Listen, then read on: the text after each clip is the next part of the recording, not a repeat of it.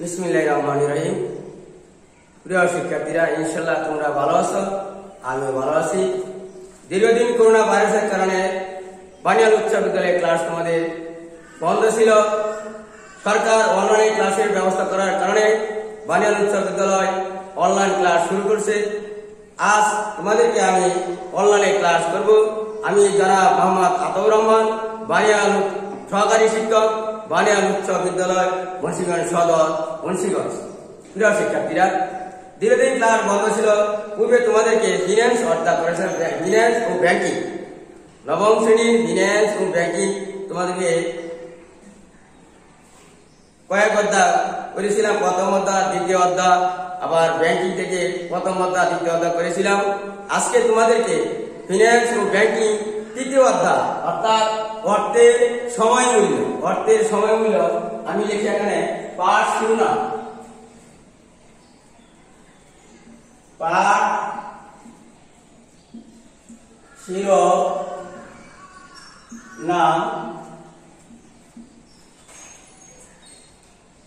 অর্থের সময় মূল্য।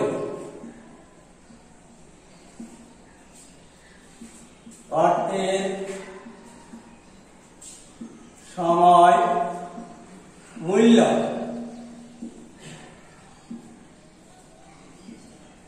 প্রিয় শিক্ষার্থীরা, আজকে তোমাদের অর্থের সময় মূল্য নিয়ে আলোচনা করব। প্রিয় শিক্ষার্থীরা, তোমরা জানো অর্থ কি? আমরা জানি অর্থ বলতে টাকা পয়সাকে বুঝি। অর্থাৎ টাকা পয়সা আমরা সময়ের মূল্য। সময়ের মূল্য কেন, কথাটা কেন আসছে? অর্থাৎ যখন আমরা লেনদেন করি বা কোনো ব্যক্তি বা প্রতিষ্ঠান কারো কাছে ঋণ দেয়, ঋণের উপর তোমার কি করতে হয়? সুদ বা মুনাফা নির্ণয় করে। সুদ মুনাফা কিভাবে নির্ণয় করতে হয়, এই কথাটা তোমার অর্থের সময়ের মূল্যের উপর নির্ভর করেছে। অর্থাৎ সময়ের উপর ভিত্তি করে অর্থের টাকা পরিশোধ করতে হয়। বিদায় আজকে তোমাদের অর্থের সময় মূল্য আমি পাঠ্যপুস্তক তৃতীয় অধ্যায় থেকে লিখছি অর্থের সময় মূল্য। অর্থায়নে বেশি বা সিদ্ধান্ত মূল্য অর্থের সময় মূল্য দাঁড়িয়ে জড়িত। অর্থাৎ দেখা যাচ্ছে তোমাদের কোনো ব্যক্তি বা নিকট যদি তোমরা 1000 টাকা ঋণ বা ঋণ নির্ধারণ করো বা ঋণ দাও, তাহলে দেখা যাচ্ছে তোমরা কি করো? এর উপর একটা মুনাফা হার ধরে দাও, মুনাফা নির্ধারণ করো। কত টাকা? 100 টাকা মনে করো, 5% সুদ বা 5% মুনাফা বা 10% সুদ, 10% মুনাফা নির্ণয় করে সময় ভিত্তির উপর তোমার এই টাকা নির্ধারণ করা হয়। অর্থাৎ দেখা যাচ্ছে 1 বছর বা 6 মাস এইভাবে তোমার নির্ধারণ করা হয় বা 1 মাস। সুতরাং আজকে তোমাদেরকে অর্থের সময়ের মূল্য আমি একটি চার্ট তৈরি করেছি। চার্টটি আমি পাঠ্য বইয়ের অনুকূলে আমি একটি প্রশ্ন প্রস্তুত করেছি। যেহেতু তোমাদের বাড়িতে তোমরা বই পুস্তক দেখতেছ এবং নিজেরা পড়তেছ, তাহলে আজকে আমি যে বিষয়টা নিয়ে আলোচনা করব সেটা আমি একটা চার্ট নিয়ে আসি, একটা সৃজনশীল প্রশ্ন প্রস্তুত করেছি। এই প্রশ্নটা তোমরা এখন আশা করি লক্ষ্য করবো।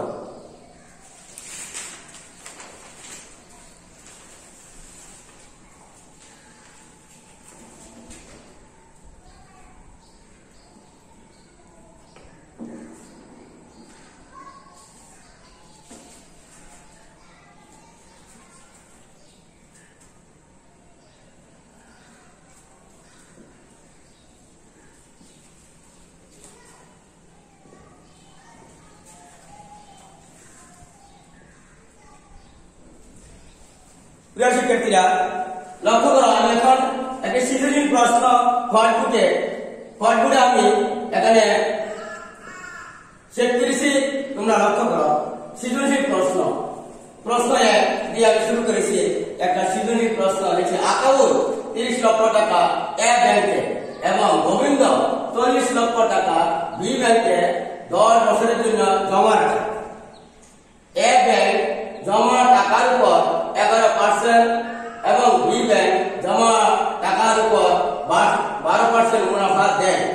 প্রশ্ন তোমাদের করা হয়েছে এই প্রশ্নের উদ্দীপকের আলোকে তোমার ক, খ, গ, ঘ 4টি প্রশ্ন করা হয়েছে। প্রিয় শিক্ষার্থীরা, তোমরা জানো ক তোমার এখানে 2 নম্বর, 1 নম্বর, খ হইলে 2 নম্বর আর ঘ 4 মোট 10 নম্বর।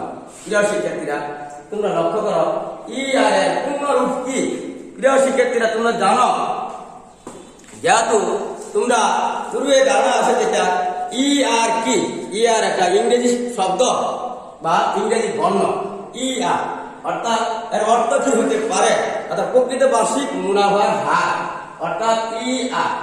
তোমরা মেন বই পাইবা ই আর এর পুনরূপ কি, ই আর হলো effect annual rate, effect annual rate.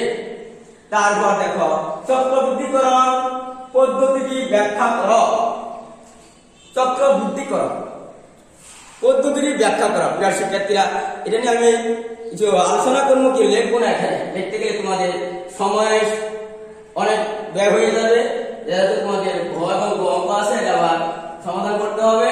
বিদায় চক্রবৃদ্ধিকরণ পদ্ধতি ব্যাখ্যা করা। চক্রবৃদ্ধিকরণ, চক্রবৃদ্ধি বলতে আমরা কি বুঝি, অর্থাৎ কোনো ব্যক্তি যদি কোনো নিকট আরো নিকট 10,000 টাকা মুনাফা হারে লাগায় বা টাকা দেয়, তার উপর সুদ নির্ণয় করে। এখন দেখা যাচ্ছে সে কি করে, এখন সুদ পরিশোধ না করার পর দেখা যাচ্ছে সুদে আসলে বর্তমানে টাকা সহ তার উপর সুদ দিতে হবে। এই জন্য এটাকে বলা হয় তোমার চক্রবৃদ্ধিকরণ সুদ। তাহলে এখানে দেখা যাচ্ছে তোমার পাঠ্য বই এখানে লেখা আছে চক্রবৃদ্ধিকরণ তোমার এখানে দেখা আছে গত বছরের সুদ আসলে, অর্থাৎ গত বছরের সুদ আসলে বর্তমান আসল ধরে তার উপর সুদ নির্ণয় করতে হয়। চক্রবৃদ্ধি সুদকরণ পদ্ধতি প্রতি বছরই সুদ আসল উপর নির্ণয় করা হয়। প্রতি বছরই তোমার এটা সুদ আসল নির্ণয় করা হয়। সুদ আসলের পর যে সুদ প্রদান করা হয় তাকে চক্রবৃদ্ধি সুদ আসল বলে। অর্থাৎ সুদ আসলের উপর যে চক্রবৃদ্ধি সুদ প্রদান করা হয় তাকে চক্রবৃদ্ধি সুদ বা মুনাফা বলে। প্রিয় শিক্ষার্থীরা আমি এখন প্রশ্ন না রেখে আমি মৌখিকভাবে আলোচনা করেছি, তোমরা পাঠ্যপুস্তক অবশ্যই এটা খুঁজে পাইবা। প্রিয় শিক্ষার্থীরা এখন আমি তোমরা এই যে শুধু প্রশ্নটা তোমরা অবশ্যই ভিডিও, অর্থাৎ যাদের বা মোবাইল আছে অবশ্যই তার ভিডিও হয়ে গেছে, তোমরা পরবর্তী চলে নিজেরা সমাধান করতে পারবা।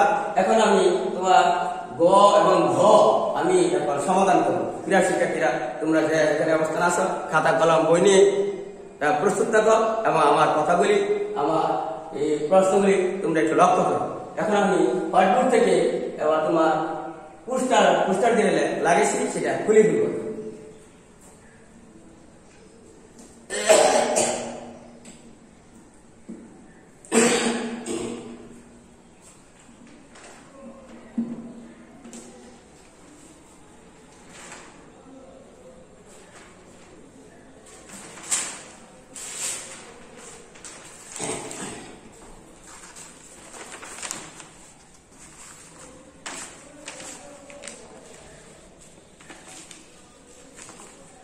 প্রিয় শিক্ষার্থীরা আমি প্রশ্নটা আমি টেবিলে রাখলাম, এখান থেকে আমি দেখে দেখে তোমাদেরকে সলিউশন করবো।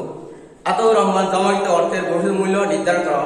প্রিয় শিক্ষার্থীরা অর্থ সমান মূল্য তোমাদের সূত্র আছে, তোমাদের দেখা যাচ্ছে জনাব আতাউর রহমান জমাকৃত অর্থের বহির্ভূত মূল্য নির্ণয় করলে চাইলে তোমাদের সূত্র আছে, অবশ্যই তোমার উদাহরণে দেখবা তোমাদের বইয়ে সূত্রগুলি আছে। দেওয়া যাচ্ছে উদাহরণ আছে তোমার বর্তমান মূল্য, ভবিষ্যৎ মূল্য নির্ণয় করতে হলে তোমার বর্তমান মূল্য, মুনাফা হার এবং সময় কত। যেহেতু এখানে বলা হয়েছে তোমার সময় 10 বছর বলা হয়েছে, আর তোমার হলো মূল্য কত, যেটা তোমার দেখা যাচ্ছে বর্তমান মূল্য পিবি, যেটা বলা হয় পিবি বলে প্রেজেন্ট ভ্যালু, অর্থাৎ বর্তমান মূল্য বলে ইংরেজি সংক্ষিপ্ত রূপ হলো পিবি, অর্থাৎ পি হলো প্রেজেন্ট ভ্যালু, অর্থাৎ বর্তমান মূল্য হলো তোমার কত টাকা। দেখা যাচ্ছে আমার বর্তমান আতাউর রহমানের বর্তমান মূল্য আছে 30 লক্ষ টাকা, এর ব্যাংকে জমা রেখেছে, তার উপর সময় হলো 10 বছর এবং মুনাফা হইলো তোমার 11%। তাহলে প্রিয় শিক্ষার্থীরা তাহলে আমরা এতে জনাব আতাউর জমাকৃত অথবা লিখতে পারো গণনা দিয়ে আতাউর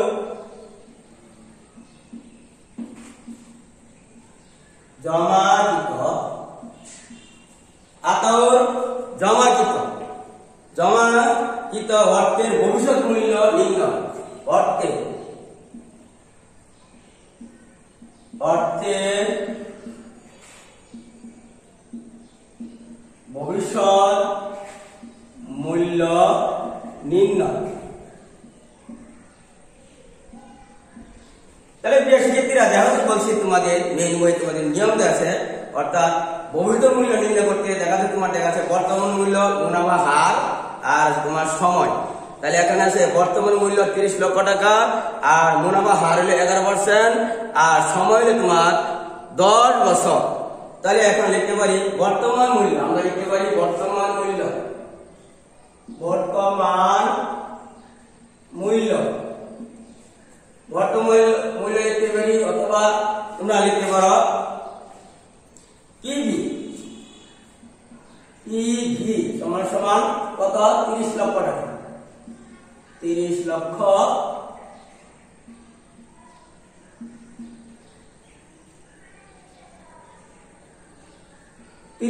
টাকা।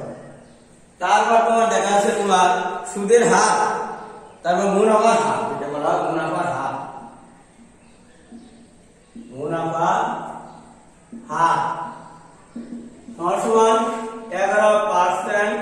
তোমার যে এখন পার্সেন্ট হতে হয়, তাহলে আপনার 0.1% উঠে ফেললাম। তারপর সময়, সময়কে বলা হয় এন, বলে নিয়ার মানে সময়, সময় সময় তোমার 10 বছর। প্রিয় শিক্ষার্থীরা, আমি এখানে তোমার সূত্র লিখলাম। আমরা জানি ভবিষ্যৎ মূল্য কিভাবে নির্ণয় করতে হয়। প্রিয় শিক্ষার্থীরা, এখন ভবিষ্যৎ মূল্য নির্ণয় করতে হলে এখন ভবিষ্যৎ মূল্য নির্ণয় করবো। ভবিষ্যৎ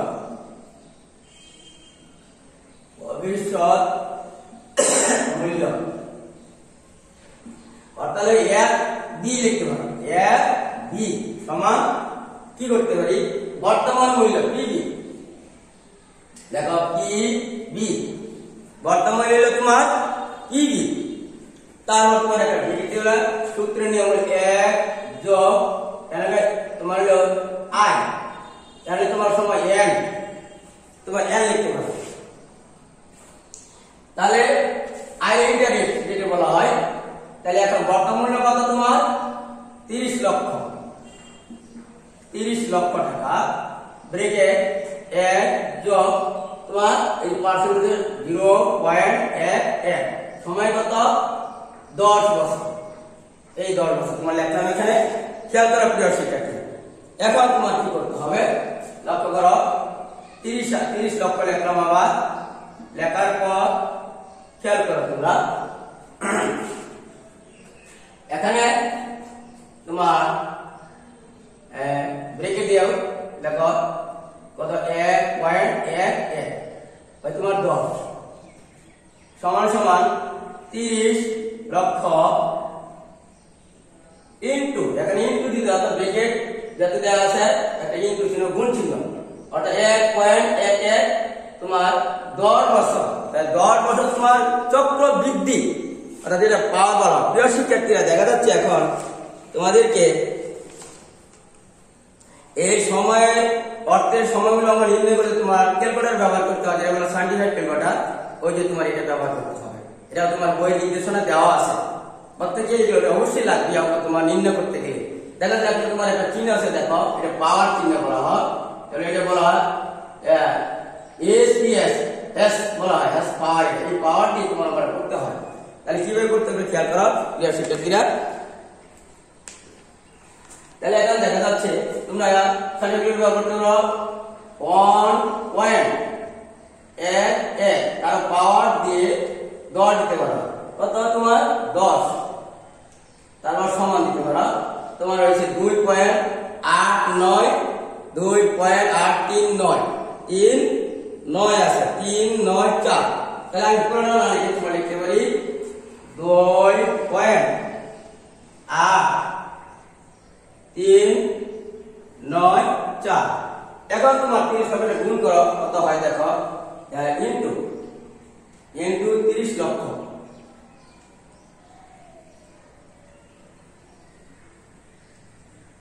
তোমার এটা স্যার এখানে তোমার সমান সমান 8, 51, 8।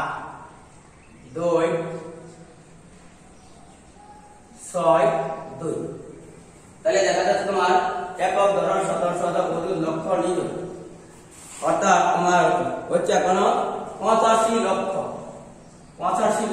18,000 টাকা, 85,18,000 টাকা, 85,18,000 অর্থাৎ ইচ্ছা করলে 18,000 টাকা প্রায়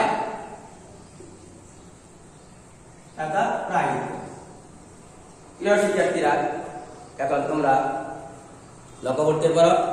তাহলে আমরা লিখতে পারি সুতরাং আতাউ জমাকৃত অর্থের ভবিষ্যৎ মূল্য হবে, সুতরাং আতাউ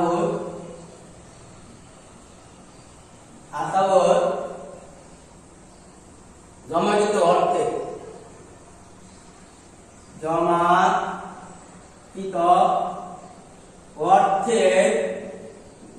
ভবিষ্যৎ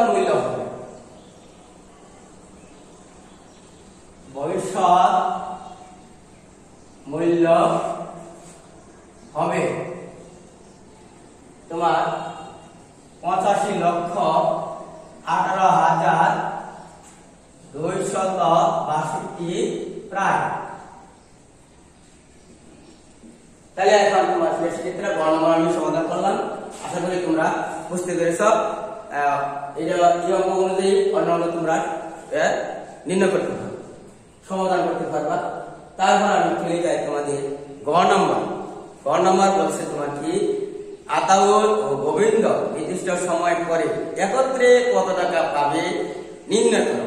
প্রিয় শিক্ষার্থীরা, তোমার এইভাবে হবে। আর গোবিন্দর যে টাকা বেশি জমা রাখা 40 লক্ষ টাকা, সেটা এইভাবে হবে। তাহলে আমি না মুছে তোমার কিছু অংশ মুছে ফেলি, তোমরা খেয়াল করো, লক্ষ্য করো। প্রিয় শিক্ষার্থীরা, আমি এখানে গ মুছে ফেললাম, আতাউ মুছে ফেললাম, লিখতে পারি ঘ আতাউ, ঘ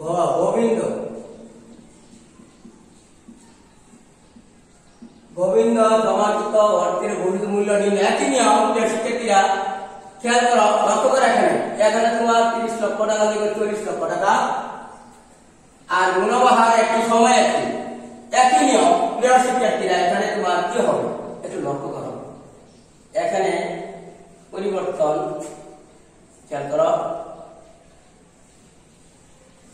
মুছে ফেলি।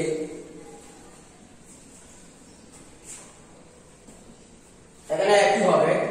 তুমি লিখতে তাহলে গোবিন্দ জমাকৃত অর্থের বহির্মূল্য নির্ণয়, গোবিন্দ জমাকৃত অর্থের বহির্মূল্য নির্ণয়, বর্তমান মূল্য যে বছর কি প্রেজেন্ট ভ্যালু, আর মুনাফা হার যেটা বলা হয় তার 11%, এটা পার্সেন্টেজে তোমার দেখা যাচ্ছে 0.11। সময় মানে নিয়ার, মানে সময় নিয়ার, এখানে ইংলিশে দেখো মানে সময় মানে বছর, যেটা বলা হয় তোমার বছর। তাহলে দেখা যাচ্ছে তোমার 10 বছর। তার ভবিষ্যৎ মূল্য ফিউচার ভ্যালু ভবিষ্যৎ মূল্য। তাহলে আছে কি, তাহলে এখন লিখতে পারি কত, 40 লক্ষ টাকা। হ্যাঁ, লিখবি, লক্ষ্য করো, 40 লক্ষ টাকা।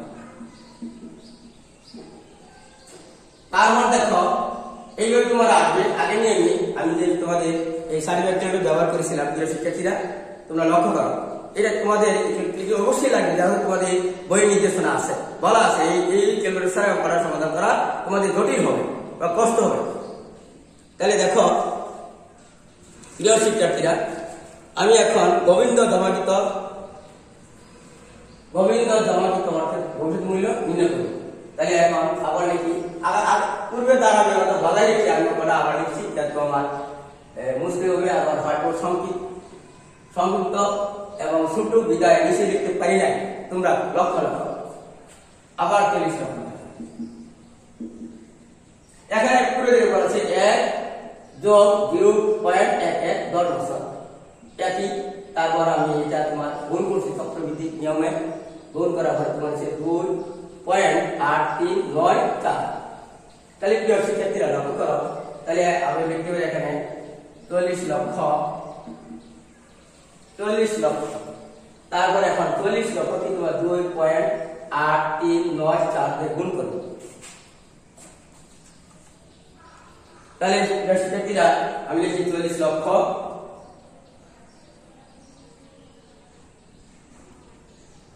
ইন্টু 2.8 8 3 9 4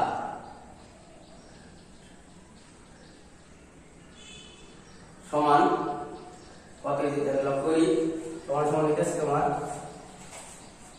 তোমার কত হয়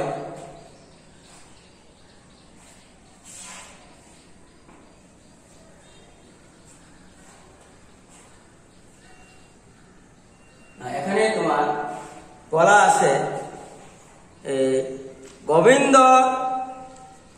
গোবিন্দ তোমার মুনাফা হার 12%, তাহলে এখানে তোমার তো বৃদ্ধি পাবে এখানে, তাহলে এখানে তোমার 12% যেটা বলা হয় বৃদ্ধি পাবে, তাহলে এখন তোমার এখানে 0.12, তাহলে এখানে 1 2 হবে 1 2, তাহলে এখানে তোমার পরিবর্তন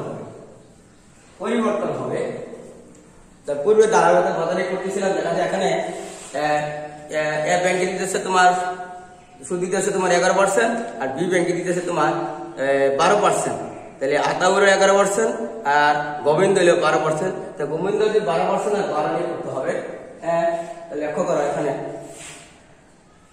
12%, তাহলে আমি আবার সার্টিফিকেট ব্যবহার করি, লক্ষ্য করো আবার তোমরা খেয়াল করো 1.12, তারপরে পাওয়ারে তুমি ইন্টু দাও, তারপর তোমার দেখো 10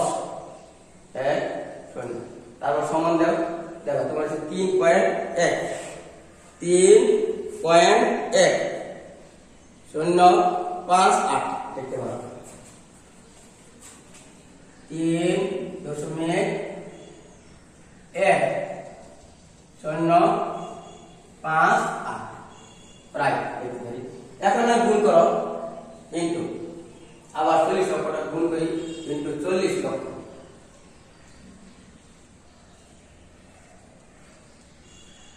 সমান দেখো কত হয়েছে তোমার 1 2 4 2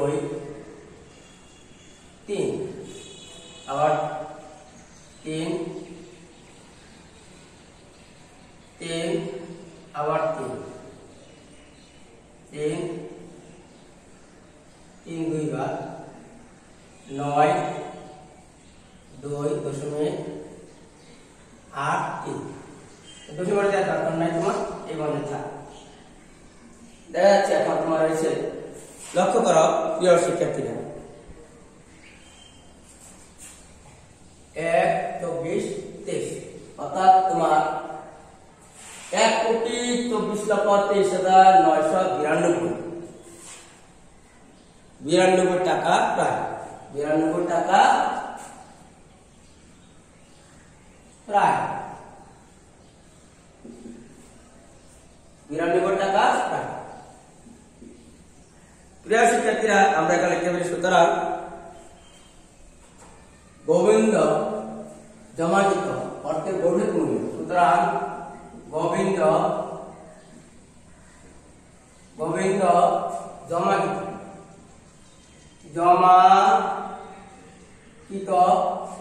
অর্থের ভবিষ্যৎ মূল্য, অর্থের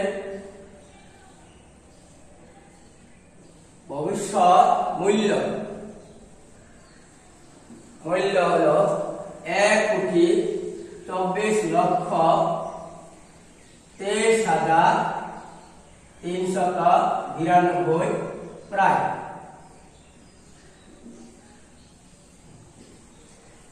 প্রিয় শিক্ষার্থীরা তোমরা লক্ষ্য করো, এখন আমরা চলে যাই নিচের দাগে।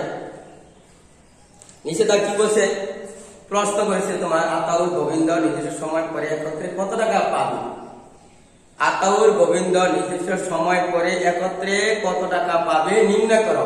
তাহলে দেখা যাচ্ছে আমি এখানে তোমার আমার ভবিষ্যৎ মূল্য নির্ণয় করেছিলাম, আতাউর গোবিন্দ নির্ণয় করলাম, তারপর এখন তোমার গোবিন্দ ভবিষ্যৎ মূল্য নির্ণয় করার পর দুজনের একত্রে কত হবে, অর্থাৎ এ এবং আতাউর এবং গোবিন্দ। তা আমরা লিখতে পারি আমার এখানে সংকীর্ণ কারণ আমি মুছে ফেললাম কিছু অংশ, আমি নিচ থেকে উপরে ফেলে যাই। লক্ষ্য করো যাতে তোমরা ভিডিও হচ্ছে। তাহলে আমরা লিখতে পারি সুতরাং আতাউর গোবিন্দ নির্দিষ্ট সময় পরে, সুতরাং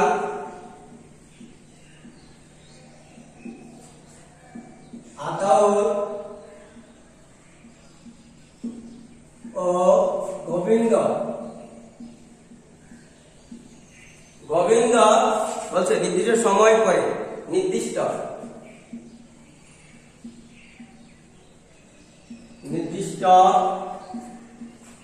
সময় পরে,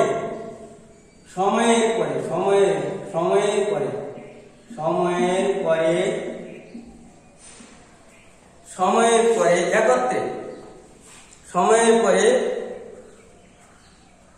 একত্রে পাবে, একত্রে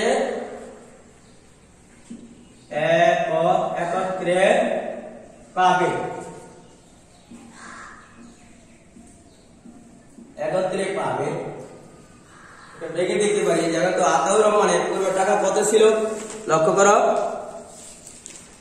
এখানে আতাউর রহমানের 85 লক্ষ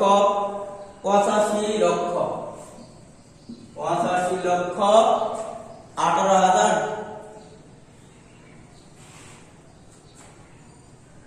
কত 85 লক্ষ 18,000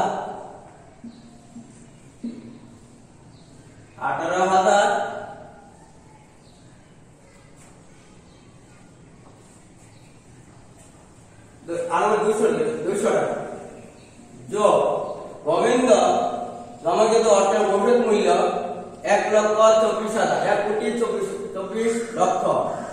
1,24,23,992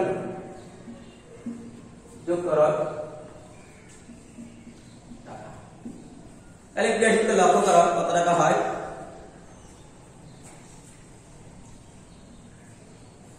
তাহলে এখন ক্যালকুলেটর ব্যবহার করতে পারি আমি আবার 85,18,200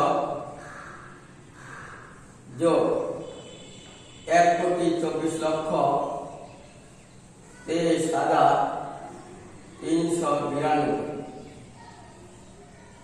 সমান তোমাদের হয়েছে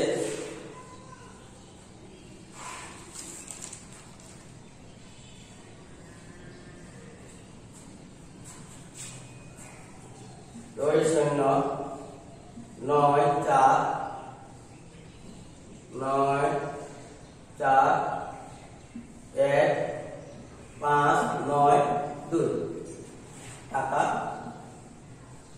প্রায় লিখতে পারো যে তোমাদের প্রশ্ন ছিল পূর্বে।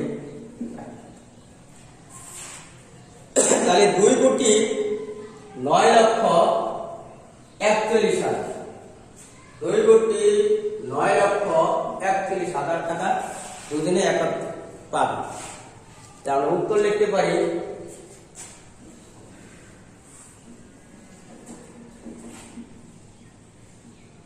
উত্তর 2,09,41,592 টাকা লিখলে প্রায়। প্রিয় শিক্ষার্থীরা, আমি তোমাদের পাঠ্যপুস্তকের আলোকে নিয়ম বজায় রেখে আমি একটি সৃজনশীল প্রশ্ন পুরস্কারের মাধ্যমে পাঠ করে উপস্থাপন করেছিলাম। আমি সমাধান করলাম, করার পর এখন তোমাদের কিছু কথা বলতে চাই। যেহেতু তোমাদের এই বছর প্রায় শেষ পর্যায়ে, নবম এবং দশম শ্রেণী, নবম ও দশম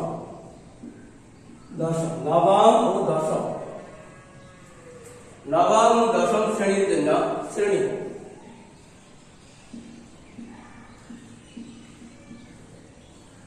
নবম ও দশম ফিনান্স ও ব্যাংকিং।